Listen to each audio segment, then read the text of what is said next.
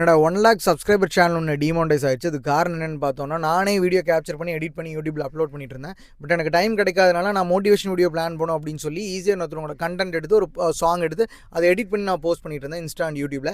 But இன்ஸ்டாவில் வந்து அவ்வளோ சீக்கிரம் வந்து காப்பிரைட் ஸ்ட்ரைக் கொடுக்க மாட்டாங்க. அந்த ஓனராக பார்த்து கொடுத்தா மட்டும் தான். பட் யூடியூப்ல வந்து நீங்கள் அப்லோட் பண்ணும்போதே காப்பிரைட் ஸ்ட்ரைக் காப்பிரைட் இருக்குது அப்படின்னு சொல்லி கிளைம் பண்ணி எடுக்க முடியும். பட் ஆனால் நான் அப்லோட் பண்ணும்போது எனக்கு காப்பிரைட் எதுவுமே கொடுக்கல.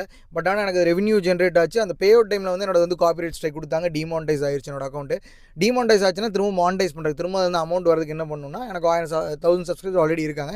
பட் வந்து மறுபடியும் வந்து 4000 வாட்சர்ஸ், அதாவது ஒரு வருஷத்துக்குள்ளே 4000 வாட்சர்ஸ் கொண்டு வரணும். இல்லாட்டி 90 டேஸ்க்குள்ளே 10 மில்லியன் ஷார்ட்ஸ் வியூஸ் கொண்டு வந்தால் என்னோட சேனல் மறுபடியும் மானிடைஸ் ஆகும். ஸோ அதுக்கான பார்த்து தான் நான் போயிட்டுருக்கேன்.